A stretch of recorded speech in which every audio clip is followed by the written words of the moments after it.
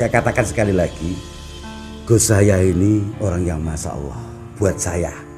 Mau dia mau harga tinggi, derajatnya tinggi mau tidak. Sekali lagi, siapapun yang mengajarkan kamu satu alif saja, maka dia lebih berharga daripada isi alam semesta. Ingat itu. Apalagi mengajarkan toto kromo, upah apa tadi, upah wisa, ya. Itu mengajarkan tidak gampang loh seperti itu. Apalagi beliaunya langsung mempraktekkan. Apalagi beliaunya sampai kayak kemarin itu sebetulnya pengajaran kepada kalian semua. Waktu beliaunya tidak sadar itu pengajaran bahwa tidak ada hakikinya, nggak ada kecintaan hakiki kecuali Allah Subhanahu Wa Taala.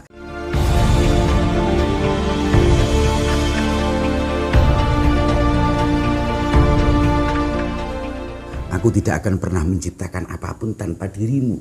Kalimat ihdinas siratal mustaqim itu ya Rasulullah.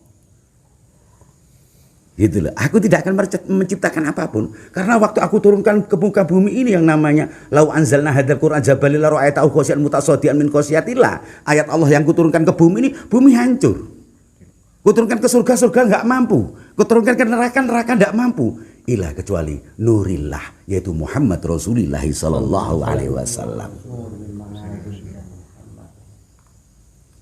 Maka jangan sekali-kali mengingkari.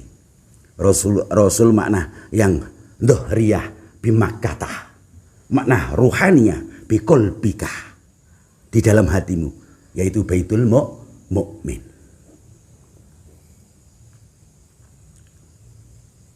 Qalbul mu'min baitullah.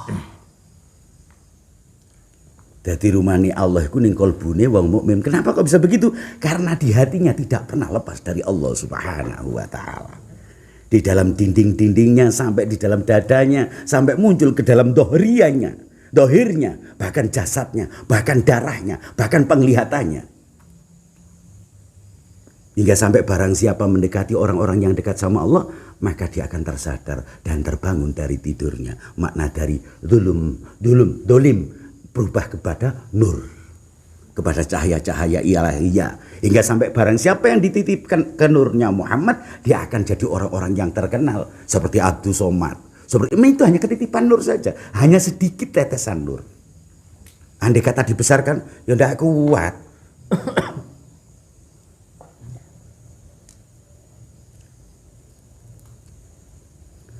Maka alhamdulillah kita bisa, tapi kita bisa mengenal gini harus wasilah. Tanpa seorang guru tidak mampu kita masuk ke sini. Tanpa seorang guru tidak akan nyampe. Makanya taklim harus diajarkan. Bagaimana tawaduk sama guru. Jangan sekali-kali tawaduk sama guru kok lihat gurumu, tapi lihatlah bagaimana Allah. Bagaimana Rasulullah.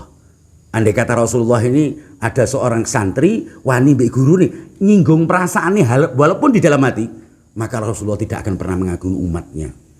Karena al-ulama'u warasatul anbiya. Ulama itu gantinya para nabi-nabi terdahulu. Iya, tapi guru-guru jenengan itu adalah para kiai, para wali, para kiai-kiai seperti beliau ini.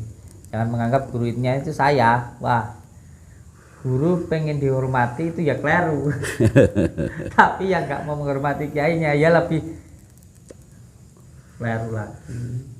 Nanti saya beliau bicara santai harus menghormatin kiai, nanti dipikir jenengan harus menghormati saya. Enggak.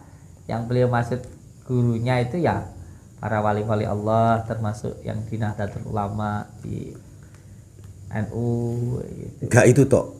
Tapi guru Fatihah saja atau guru alipan saja wajib hukumnya. Bahkan dicaci sama keluargamu. Dia tidak pernah mengharapkan apa-apa kecuali ridho Allah Subhanahu wa taala. Ini wali Allah. Wali Allah itu tidak pernah mengharapkan apa-apa kecuali ridhonya. Hati-hati. Guru yang sekecil ini tidak kau hormati, bagaimana kau bisa menghormati gurumu yang besar? Enggak. Tapi yang kembali lagi, suatu hal yang baik harus ditempatkan pada hal yang baik juga. Sebagai contoh, jangan sampai ketika ada kasus seperti yang kemarin viral, seorang ustadz berceramah tentang sedekah lalu dia minta sedekah. Ini bledru. Ini bledru, ini yang merusak umat, yang merusak agama itu ini ya. Ini bledru. Jadi tapi sekali lagi saya katakan sekali lagi, Gus saya ini orang yang masya Allah buat saya, mau dia mau harga tinggi, derajatnya tinggi mau tidak, sekali lagi siapapun yang mengajarkan kamu satu alif saja, maka dia lebih berharga daripada isi alam semesta. Ingat itu. Apalagi mengajarkan toto kromo, upah apa tadi, upah wisa, ya itu mengajarkan seperti tidak gampang loh seperti itu. Apalagi beliaunya langsung mempraktekkan, apalagi beliaunya sampai kayak kemarin itu sebetulnya pengajaran kepada kalian semua. Waktu beliaunya tidak sadar itu pengajaran bahwa tidak ada hakikinya, nggak ada kecintaan hakiki kecuali Allah Subhanahu Wa Taala. Hingga sampai beliaunya lepas seperti itu dalamnya, sampai memikirkan Allah sebegitu dalamnya hingga lupa sama suaminya, lupa sama istrinya, lupa sama dirinya. Loh, saya setuju.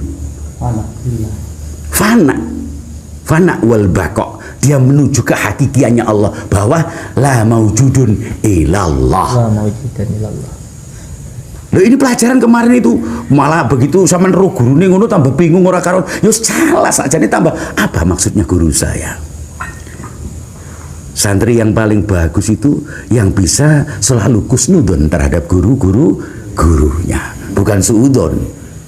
Orang sama orang saja suruh kusnudon kok apalagi sama gurunya. Ya ini yang dikatakan dok sa'in fi mahali, letakkan sesuatu pada tempatnya. Ada makom tingkatan itu ada. Jadi syariat itu juga tidak murni syariat, ada syariah bi syariah, syariah bi toriko, syariah bi hakiko, syariah bi ma'rifah, syariah bi laduni. Ada toriko bi syariah, toriko bi toriko bi, ini terus menanjak. 25 derajat yang harus kau pahami. Afan Gus. Iya. Jadi kalau syariat bi syariat bagaimana? Ojo ngelakoni syariat tanpa yang didawuhkan Kanjeng Nabi. Itu syariah bi syariah. Ojo ngelakoni toriko lek gak torikone kaya Kanjeng Nabi. Itu namanya toriko bi syariah. Nah nek kon moro-moro toriko mari ngono kon nglakoni kaya wong-wong biyen topo kaya ula wonten nempek kelalawar niku sing sikile digantung niku. Wah niku kelakuane wong biyen iku bukan toriko, iku tapi golek ilmu kesaktian. Mengki dinten dalam kula kathah tiyang ngoten-ngoten niku nggih. Tapi dan mriki mboten niku sing dibahas. Sing dibahas bagaimana hakikat sebuah toriko, hakikat sebuah syariah, hakikat sebuah ma'rifah, hakikat sebuah laduni. Ini kadang-kadang nggak memahami. Nanti tahapan demi tahapan. Maka sekali-kali wahai anak-anaknya Gus Samsudin yang baik hati, jika lo kau berjalan di kelas 1, jangan sekali-kali memikirkan kelas 2, kamu akan gak kuat. Jangan sekali-kali kau sudah di kelas 2, jangan sekali-kali memikirkan kelas 1, kau tidak akan pernah maju. Jalani apa adanya, ala kulli syai'in qadir.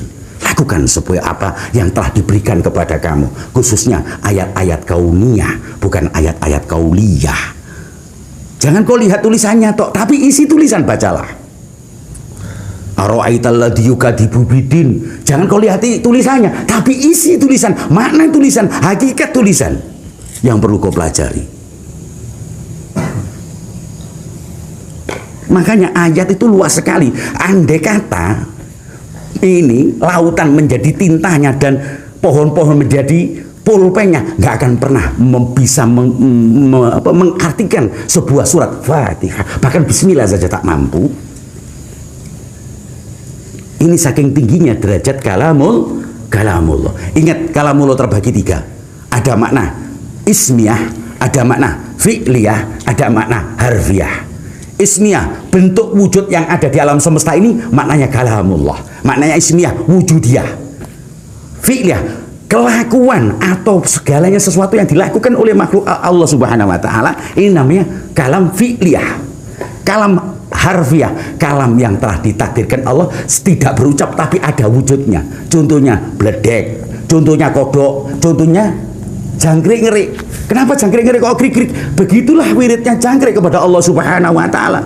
Ojo mentang-mentang koncone sampean wiridane subhanallah iki ae ngono, gak bisa.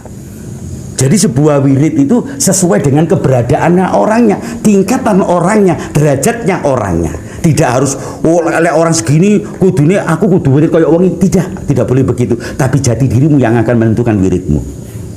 dan itu pun harus ada guru